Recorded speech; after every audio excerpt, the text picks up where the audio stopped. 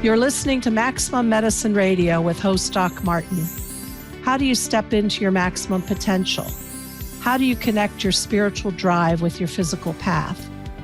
Get ready to meet the maximum you the world needs on Maximum Medicine Radio with Doc Martin now.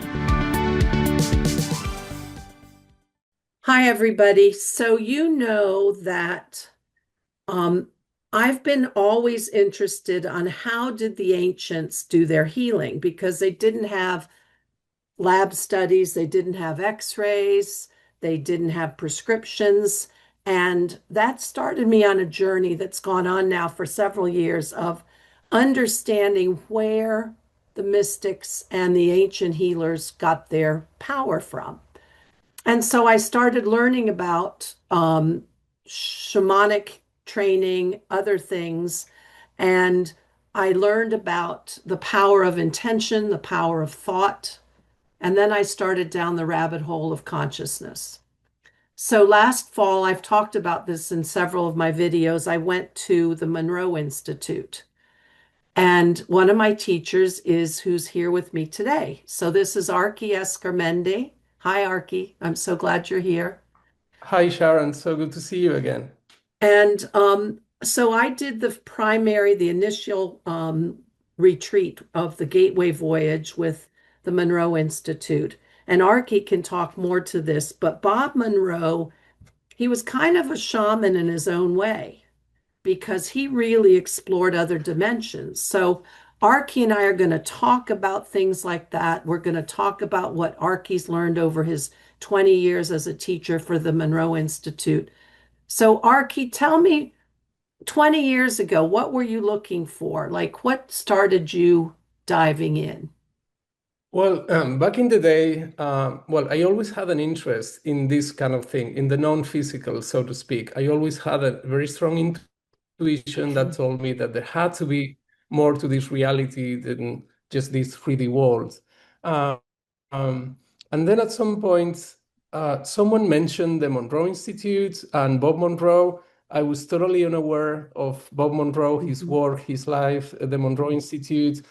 And I ended up reading all his 3 books, and then I was fascinated by it. Back in the day, it was not an option for me to come to the US. I was living in Spain, and I didn't have either time or money to take a week off and fly across the Atlantic to do the Gateway Voyage. But eventually I was lucky enough to be able to do it in Spain. So at the time, I just had a personal interest, to be a participant and to use these tools that Mr. Monroe developed. And I was totally blown away by it. Just the idea, the concept, I think it's pretty apt. Your description of a modern day shaman, I think that's literally what he did. And that's probably why it appeals to Western minds more than, let's say, Far Eastern philosophies or even, shamanic traditions from, I don't know, Siberia or South America. And the one thing I like the most about the techniques we use here at the Monroe Institute is how eminently practical it is. There's no dogma, there's no philosophy you need to believe in or even consider. The only thing we ask participants to consider as possibly being real is that maybe, just maybe, you're more than your physical body. That's it. That's the only thing we require that you not even believe, but you consider. Yeah. And I think also when the process involves clearing your mind and putting all your thoughts into a box, and then it involves shamanically pulling and I'll just say, the shamans talk about your light body. So here you're pulling your body into an energy ball, and then you're taking it on steps. And so I found it very, even though he uses modern day words and scientific background because he researched this, I could feel energetically that he was leading my energy body. And I loved that. What's also special about Bob is he developed the Hemi-Sync techniques. Tell us about that. Yes. Well, maybe a little bit of background on how Hmm. he started with all of this.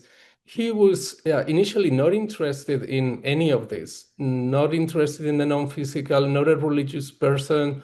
That was not part of his background or his upbringing. He was a businessman working in the radio industry in New York and doing very well in his business.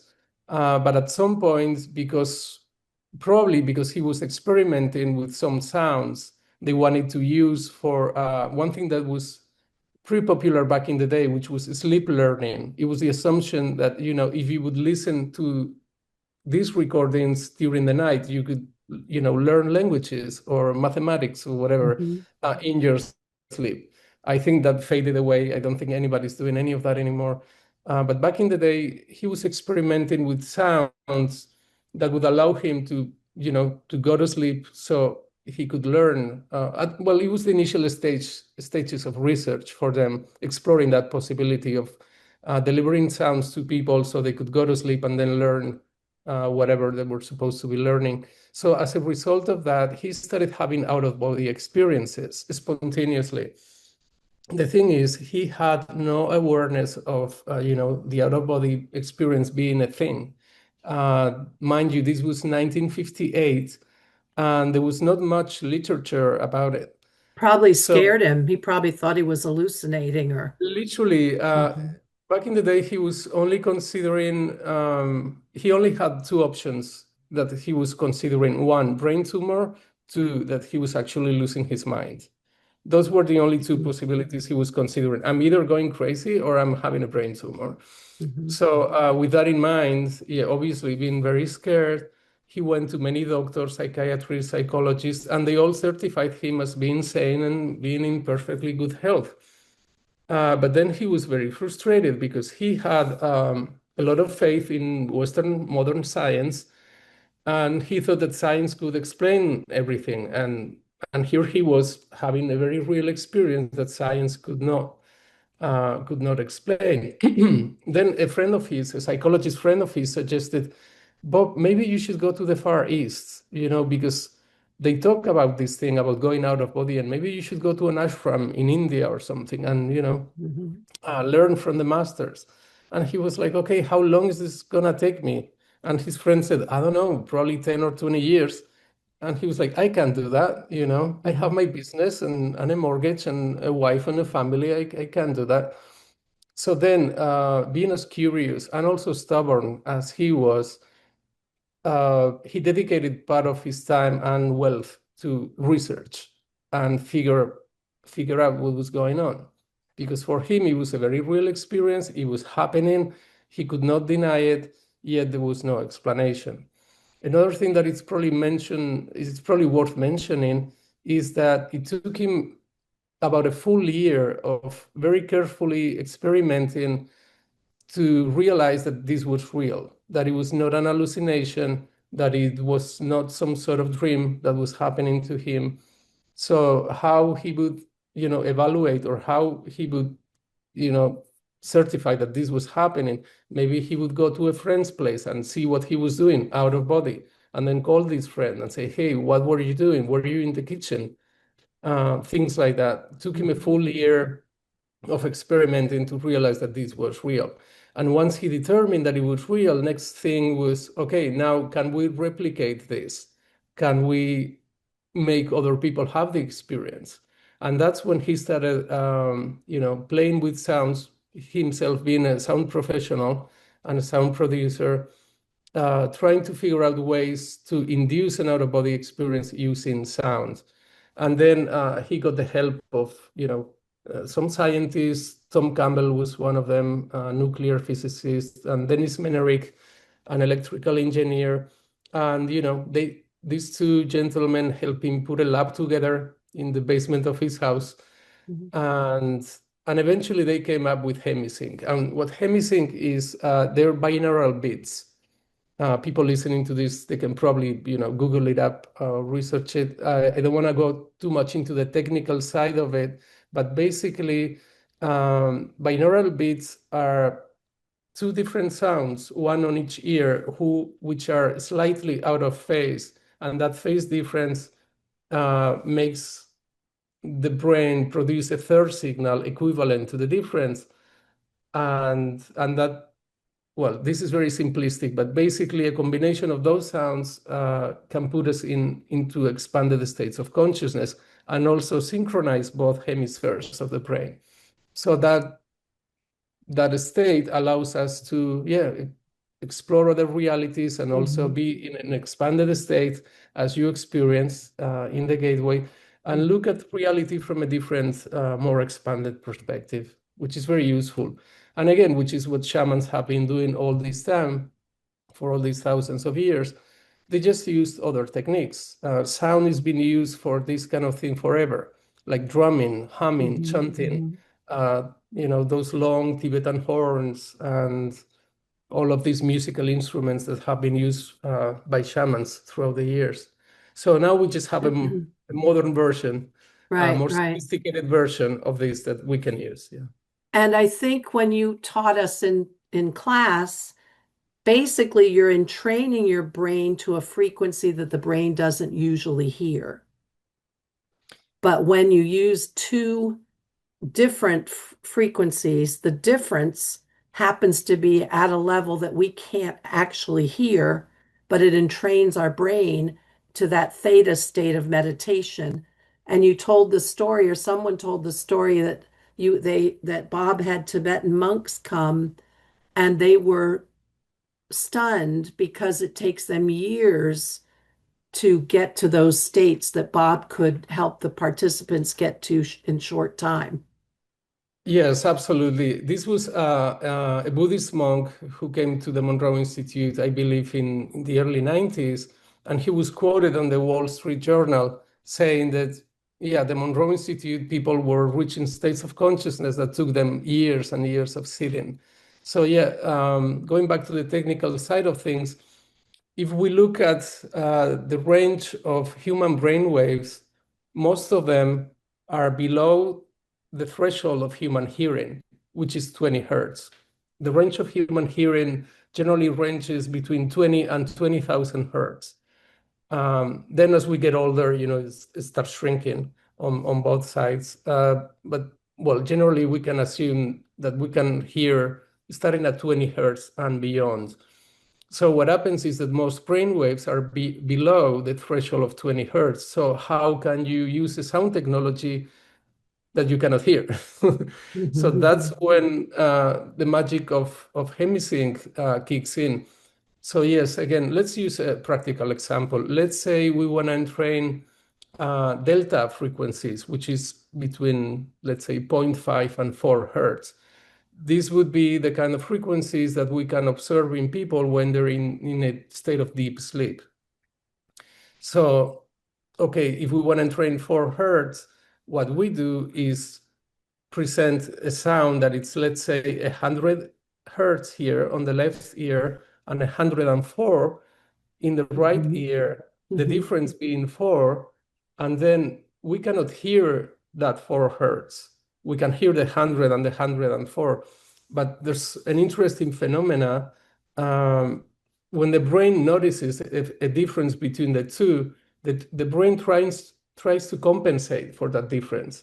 The human body doesn't like imbalance. Whenever there's an imbalance, the body automatically tries to bring the body back to balance. You obviously know this, being a medical doctor, it's called homeostasis. The tendency of the body to go back to balance. Like if there's too much adrenaline and the heartbeat is too fast, then there's going to be other chemicals, trying to push that down. Otherwise, it would just get out of hand. So same thing happens with the brain. We have an imbalance of 4 hertz in between the two signals. The brain tries to compensate for that, creating a third signal in the brain. It's an electrical signal, but then it gets transmitted to the neocortex, and it's perceived as a sound. And then the brain waves can be entrained by that third sound into a state, in this case, into a delta state. So the brain waves would align with that third sound, and we would have a high 4 hertz amplitude. I like that. So over the years, what have you, and maybe it's too simplistic of a question, but and I'm just going to break it down in pieces. What realms have you explored, and what have you then developed as your understanding of our, let's call it a soul or our essence or our consciousness? In general, what have you learned about that, and how do you see the world now? Yeah, what I learned is that the reality that's out there is way, way, way bigger than the reality that we can perceive with our five senses. And it's so vast that I don't think, any one person could explore it all in one lifetime. Not only there's a lot more to reality at large, but there's a lot more to who we really are. And that's one of the things that we suggest people explore during their Gateway program or other Monroe programs. Find out how much more you really Mm-hmm. are. Mm-hmm. And I found, and also many participants find, that we also exist in other dimensions, in other realities, that there's a lot more to who we really are. Not only this encapsulated soul who lives right now in a human body, Mm-hmm. um, in these constraints in the physical, but we also coexist in other places. Now, I really want to be careful with this because I don't want to be dogmatic and say, hey, this is the reality. You're Mm-hmm. more than your physical body, and there's other dimensions, and you exist in them. Uh, because then I would be preaching, and then I would be putting people in a position, or oh, now you either believe me or you don't. But that's why I like what we do at the Monroe Institute, because the only invitation that we present to participants is go out and find out for yourself. Mm-hmm. And when people come, and you probably experience this in the classroom, when participants ask, hey, explain how this works to me, tell me what it's like, we usually, turn the question back to them and say, how about Mm-hmm. you just go and use the tools we provided you, and you find out for yourself, see what it's like for you. And yes, people do come back with similar things, and eventually we can come come up with a map of reality Mm-hmm. that says, yes, there is more to reality than the physical 3D world. There is an afterlife. There is a lot more going on out there. But that's not something that we sort of preach. That's Mm-hmm. something Mm-hmm. we invite people to explore. Mm. Have you experienced talking with other intelligences? Oh, yes, absolutely. Yeah, that happens all the time. Yeah. Are they, have you seen them in different realms? In other words, are there intelligences that used to be human, and are there intelligences that have never been human? Absolutely, yeah, yes to both. There are those who have been human and then they moved on. They sort of graduated from the Mm-hmm. human school of learning, Mm-hmm. if you want to call it that. And there are those who've never been human and they don't even have a concept of physical reality or a human body or anything like that. Mm-hmm. Were you ever afraid when you journeyed and met something that was unusual to you? Yes, more than at the beginning, I was very afraid, and way, way, I mean, long, long before I got acquainted with the Monroe Institute, when I was a teenager, I was exploring the out-of-body state. I think that was long before internet existed or anything. Mm-hmm. I'm that old. So yeah, I read somewhere in a book about the out-of-body experiences, and I thought, wow, if this is real, I really want to try. Mm-hmm. And I did try, and as many people experience in the initial stages, when I would see my energy body leaving my physical body, I would literally freak out. Mm-hmm. There was this primal fear, and eventually, by repetition, I could overcome this fear. But when it comes to the techniques at the Monroe Institute, there's also there's this very safe framework that can allow you to explore without fear. Mm-hmm. And some people do experience out-of-body experiences, but you don't necessarily have to do that. That's also a common belief that it's wrong. that you need to master the out-of-body state in order to experience other realities. That's not true. Mhm. So what we use is what we call the phasing model. You can phase part of your consciousness into the non-physical reality and then have an experience there, come back with information from there that you can apply here, but you don't necessarily need to leave your body. Let me give you an example. Okay, let's say I'm laying on my bed with my eyes closed and I'm going into this deep meditation state. And I'm still aware of being on my bed. There's a part of me that knows I'm here, I'm in my body, and I'm Mhm. in my house. But maybe 80% of my awareness has already moved into another reality and is talking to someone else, is having an experience there.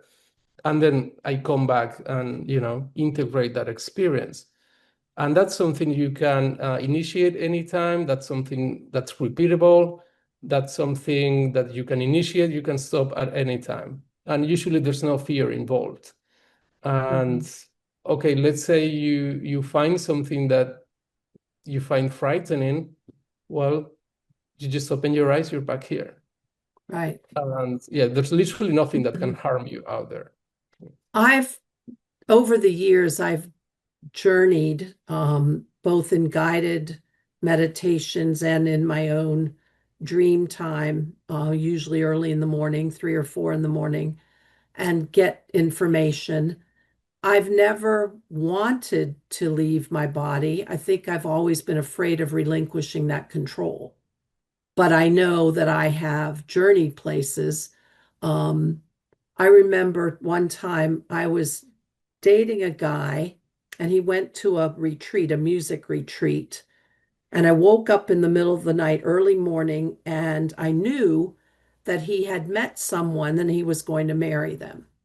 Oh, And I knew I had flown, and I was living in DC area at the time. I had flown up to Massachusetts. So I was traveling above the eastern seaboard. And then I went down, down, down to this camp where the music festival was.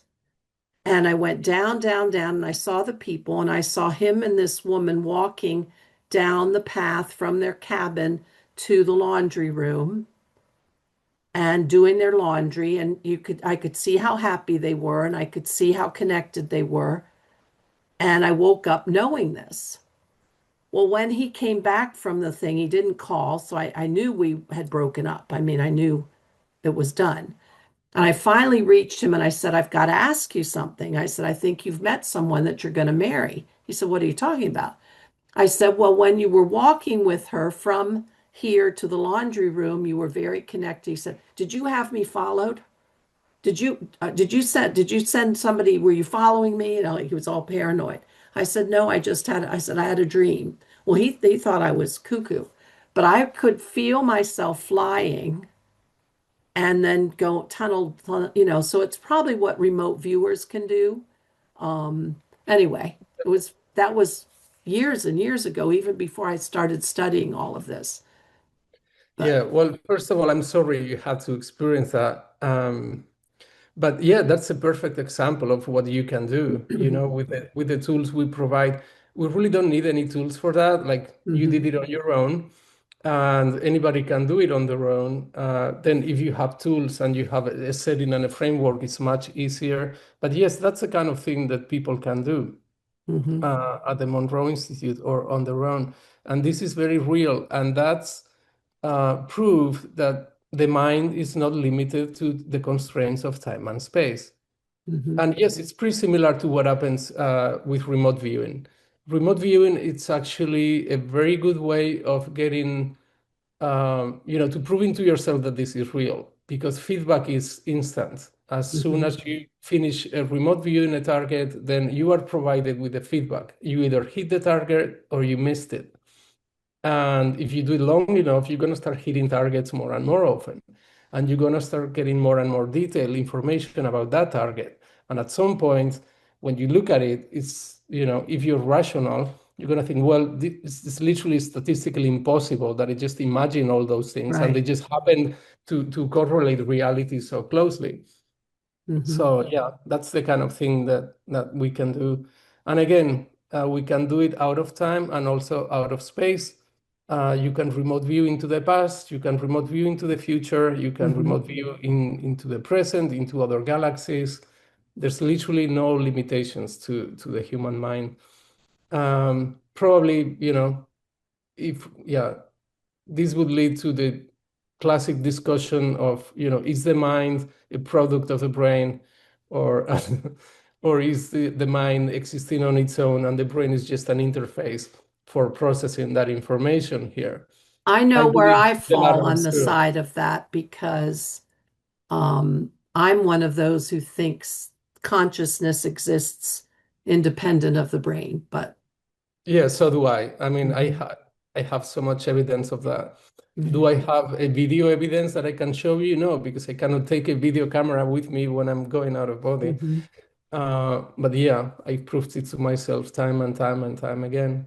Yeah, and there's so many examples of this. Like for instance, in our classes at the Monroe Institute, very, very often participants see each other in their meditations. They see themselves, they mhm. see each other in other places, and then they come back and say, "Hey, I saw you, I don't know, sitting under that tree in this beautiful landscape. Was that you?" And it was like, "Yeah, I was there sitting under a tree and I saw you in the distance." Mhm, That kind of thing happens mhm. all the time. Yeah.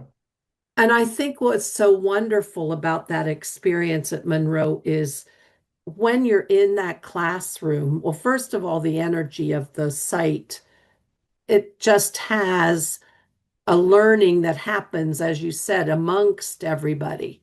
Um, it was interesting because at the beginning, and I reflected on it afterwards, it was like everyone was shedding their shadow side at the beginning, and then they were getting deeper.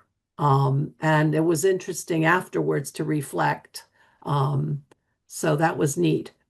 So, Arki, since you've seen the power of the mind, what have you learned, if anything, about the ability to heal yourself?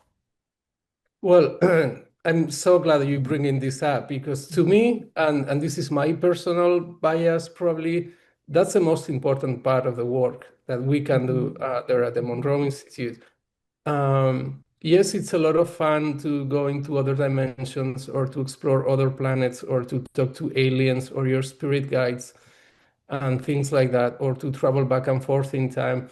But to me, the most important part is the healing.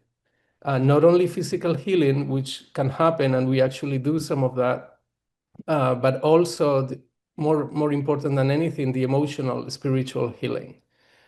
All of us have wounds. All of us have, yeah, limitations that mhm, were either self-imposed or imposed by others, limiting beliefs, things like that. We all have regrets. We all have grudges. We all have resentment. We all have anger in there somewhere. mhm, So these tools really allow to revisit all of those things and all of those beliefs and bring about healing. And this happens in a very, very natural way. And often all that's required is that we just open ourselves up to that possibility. Just make room for all of that to surface. And that's what we observe very often at the Institute. As soon as we quiet the mind and quiet the body, because usually there's a lot of noise in here, right? mhm, Or out there. There's always a TV screen going on. There's always some music, something blaring, some news channel.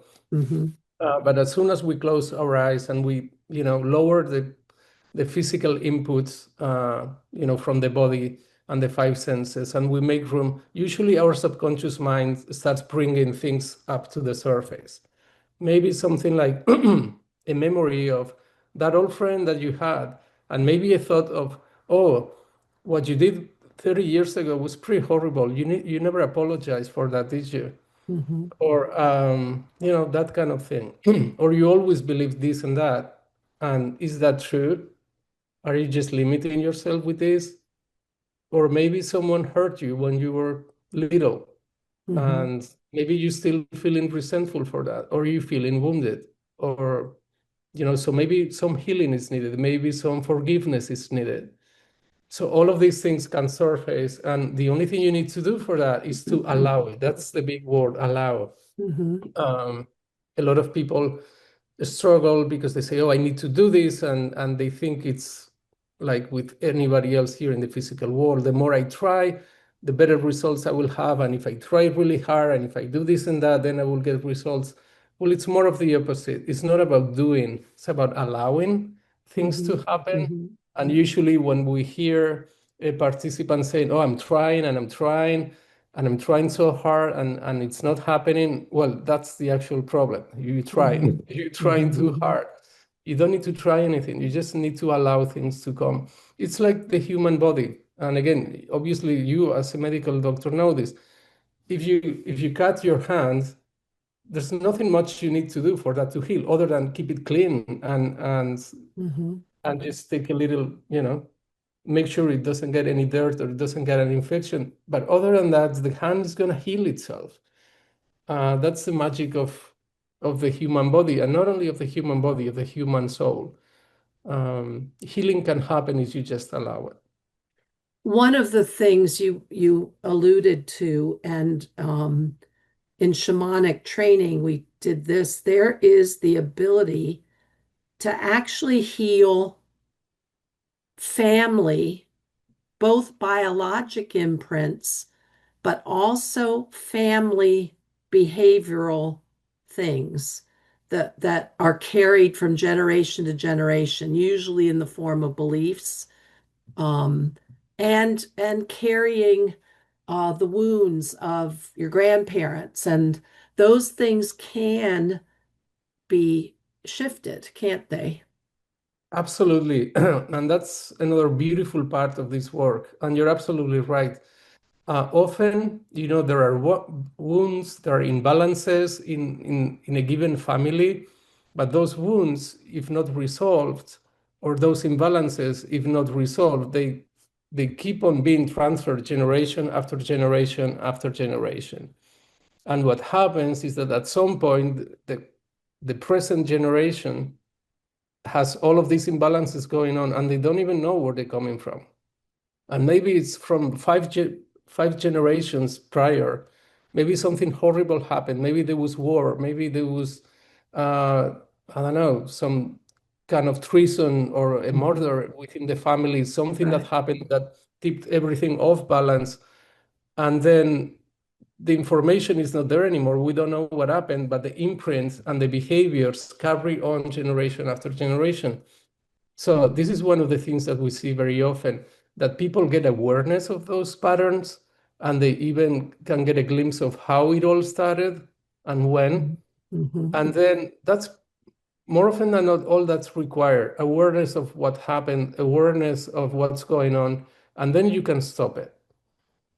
And then you can change the pattern or you can heal it. And that's beautiful because that's what it takes. Otherwise it's going to be moved on generation after Mm-hmm. generation after Mm-hmm. generation, unless or until someone says, enough of this. I'm not going to pass this on to my children. Mm-hmm. This is where it ends. The chain breaks here. And this And it's pattern is not like going to continue. we talk about standing on the shoulders of our ancestors in order to achieve in this lifetime, but we're actually healing them when we heal ourselves. It actually pays it backward, doesn't it? Absolutely. Yeah. The way I see it is when we finally get the awareness of what's going on and then we perform the healing here, that healing ripples back and forth Mm-hmm. out into the past and into the future.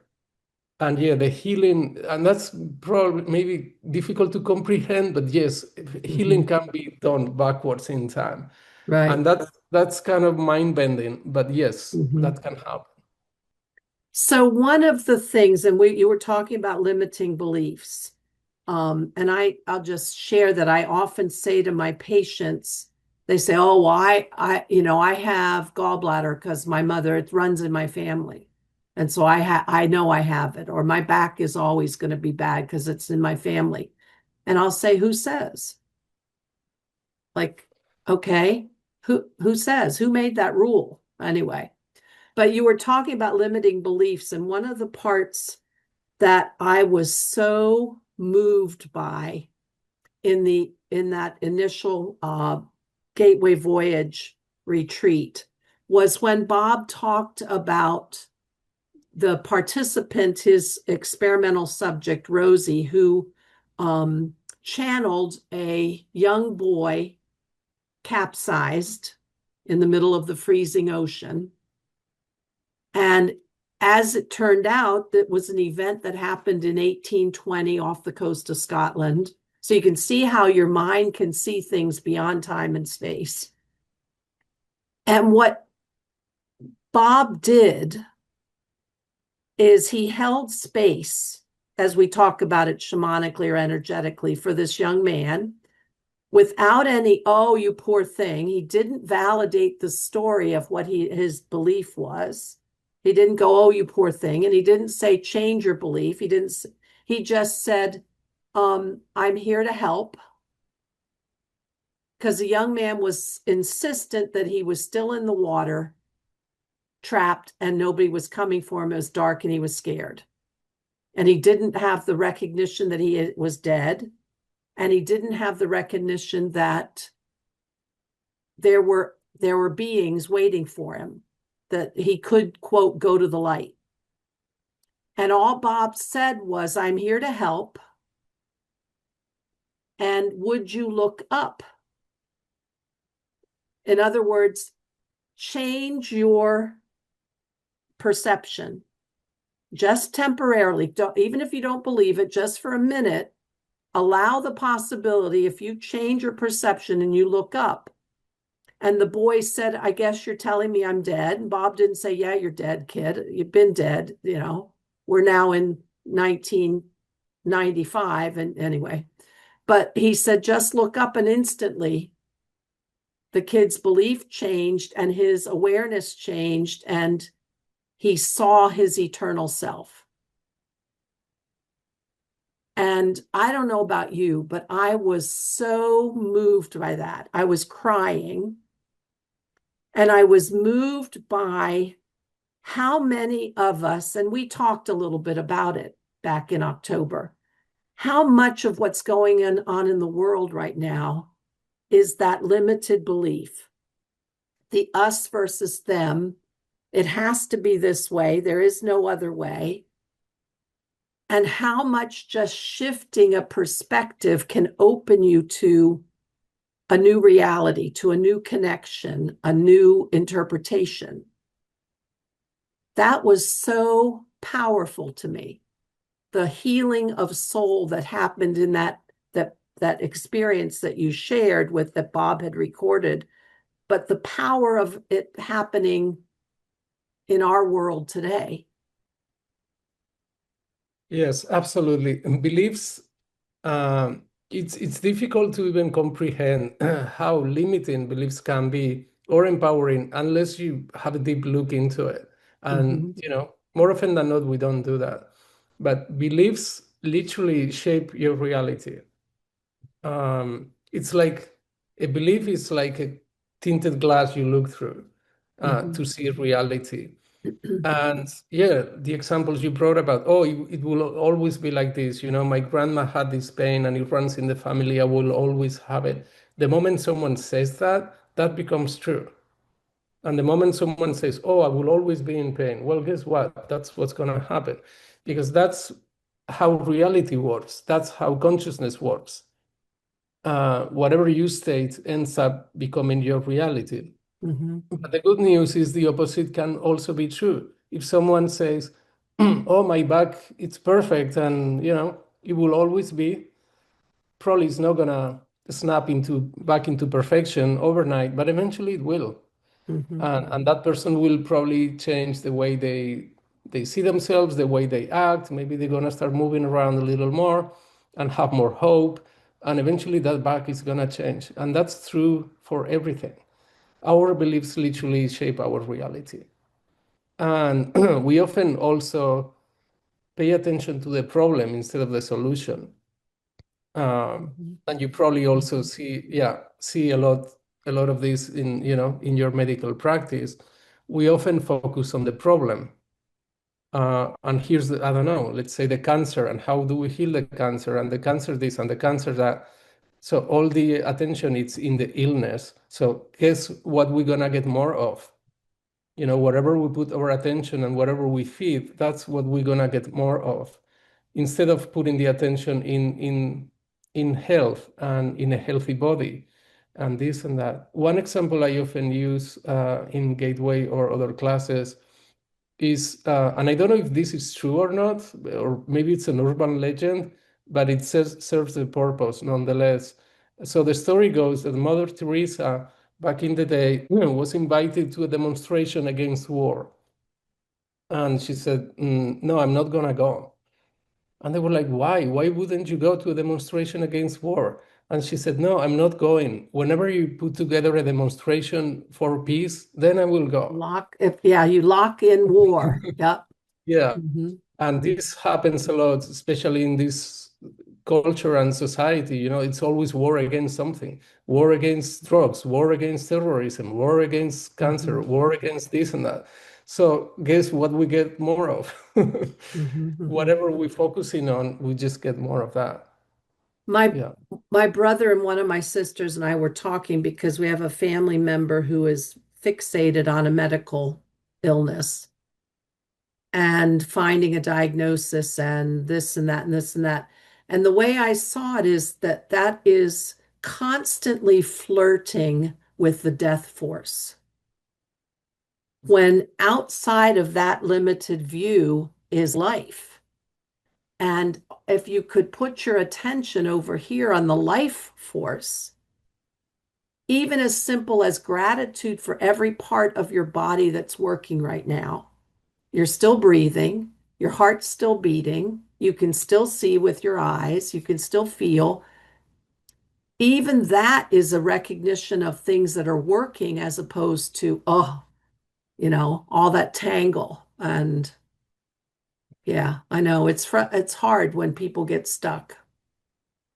Yeah, and it's easy to get stuck in that sense because often, an illness can be overwhelming. It's very painful, it's very limiting, very crippling. But yes, something like that, taking the courage to look somewhere else and look for the good parts. Also, one thing that Allow, happens, I yeah, think, Arki, as you said, allow the possibility that it could be different. yes, yeah, Suspend disbelief just for a minute. Put all of this, no, it can't be, it can't, no, it's not gonna, put that aside just for a minute. Allow the possibility. yes. And Mhm. also, um, going back to beliefs, stepping out of that victimhood or of, oh, this is inevitable, this is going to happen, I'm doomed, Mhm. there's nothing I can do about it. Maybe it is so, but maybe it isn't. Mhm. Maybe just Mhm. by a change in your perspective, things can start changing.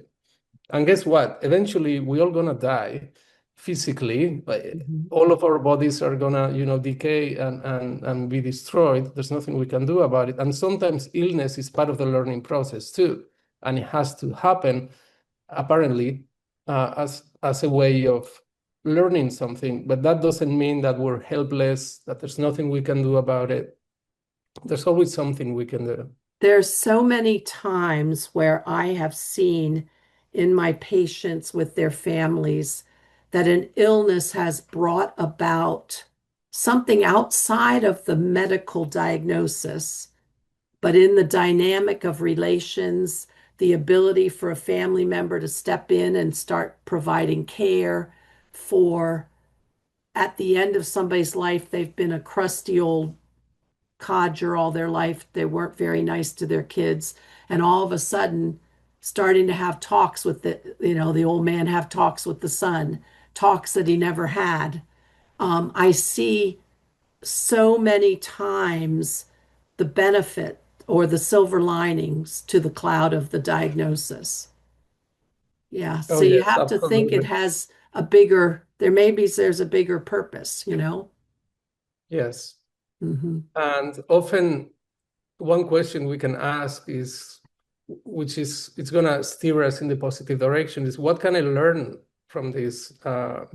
What knowledge or what benefit can I get out of this situation? Yeah, like you said, it could be improve relationships, maybe get you more in tune of who you are, or maybe get you connected to your own physical death, which is going to happen. And, I think it was Dalai Lama who said, "Oh, you Western people, you live like you're never going to die, and you die like you never lived."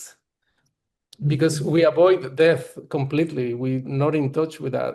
Whereas in other cultures, death is very present. Right, And right. in other beliefs, reincarnation and this and that, that's a different story, whether someone would Mhm. believe on that or not. But death is more present. And here we just avoid it. Even talking about it, it's considered cringe or, inappropriate. Mhm. Just don't talk about that, don't bring it on the table. Well, one But of yeah, the strongest, the most powerful benefits I've gotten out of doing shamanic work and energy work and exploring consciousness is knowing that I have an awareness that exists outside of my physical body. And so totally agree. Yeah. And I that's, I yeah, don't go on. want to Sorry. die. I'm not ready to die. I got things I want to do. But I'm not afraid. And that's a really nice feeling to not be afraid. It's a very, very nice feeling. And yeah, actually, to me, one of the biggest takeaways from all of these years of exploration is that I proved my own immortality to myself. Again, could Mhm. I prove it to someone else? Could I prove to you that I'm immortal? No, I can't. I don't have Mhm. physical evidence I can show you so you can take it into a lab. But my experiences tell me that, of course, my physical body is mortal, but whatever it's in here, it's not. Mhm. And yeah, like you say, knowing that you don't die, it's a huge, huge thing Mhm. and takes the fear away. Of course, yeah, we don't want to live, we don't want to die. It's nice down here, but it's going to happen. And you can come to terms with that before it Mhm. happens. Mhm. Yeah. So, Also, what if you could Mhm. go to the other side before you die and explore the other side and get acquainted with it before you actually die physically? And Mhm. that's something we also do at the Monroe Institute in our Lifeline program. People get to travel to the other side, have experiences there, and then come back and interact with people on the other side, even have their own special place on the other side. So what if the day you die here, not only you know that you're not gonna die, but you know where you're going because you've been there before. Mhm. And that's something I think that also uh, Tibetan monks do. Like when someone dies, like a regular person dies, they read the Tibetan Book of the Dead to them. Mhm. So Mhm. they guide them through what they call the bardos, or Mhm. here, some other people would say the astral planes or what have you. But when they die, nobody reads the book to them, to the monks, because they know they've been there. They go out of body, they Mhm. explore those Mhm. dimensions. They're familiar with them. So for them, it's just another trip. Well, this is the final one. They're not coming back from this one. Uh, but they've been there many times and they just go into a familiar territory. I think that's awesome. Mhm. Being acquainted with what's on the other side before you actually need to go there. Right. Can you think of anything else that people should know? People should know. I always try to be very careful with the word should. Should, And okay. yeah, no, but I Anything see what you else you mean. want Yeah. to share? Yeah. What I would want to tell people is, yeah, basically what Bo Monroe was telling everyone, just consider that you are more than your physical body. Maybe you can start there. Mhm. That's If that is true, the implications are huge. And then you can start asking questions from there. Am I more than my physical body? Well, maybe. Let's just open the possibility. We don't need to say yes or no at this time. Let's say maybe. And then that's going to lead you to more questions. So maybe if I'm more than my physical body, what if? What are the possibilities? Can I travel out of my body? Can I have experiences not related to my body? Am I going to continue existing when my body drops? And then you can start exploring all those things and finding out who you really are other than this physical body. So yeah, that would be my recommendation. Consider that one possibility, that maybe, just maybe, you're more than your physical body. Right. So just a logistical question, if you have any information.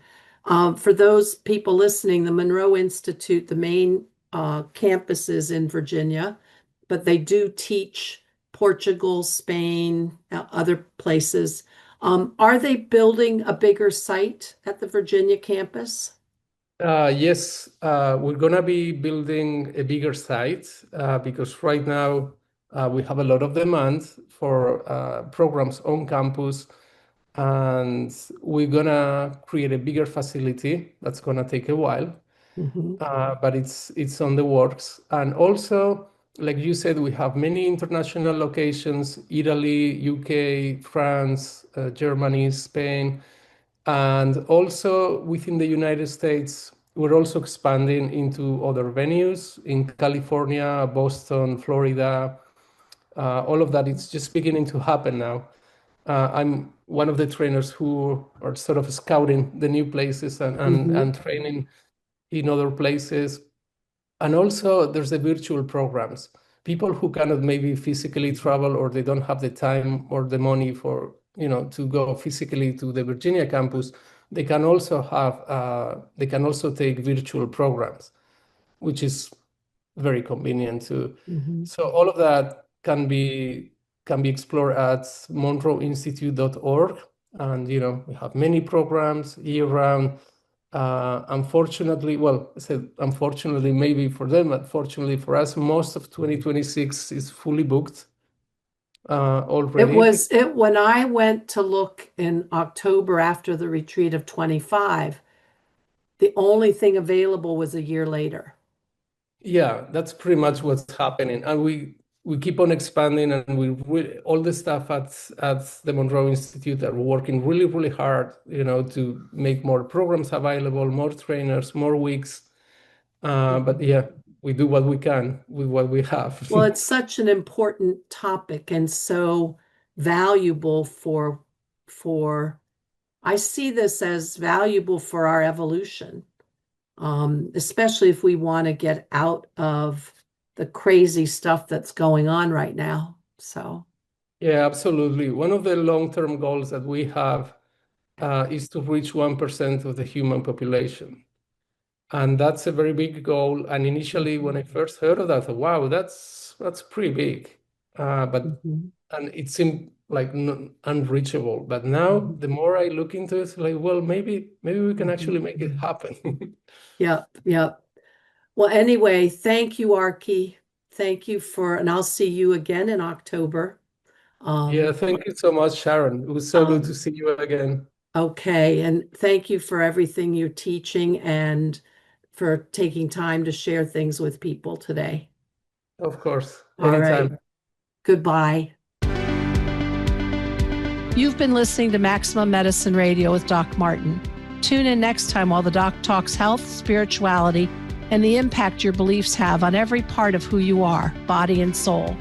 Doc Martin unpacks the challenges we face as human beings. To learn more about Doc Martin and Maximum Medicine, visit www.sharonmartinmd.com.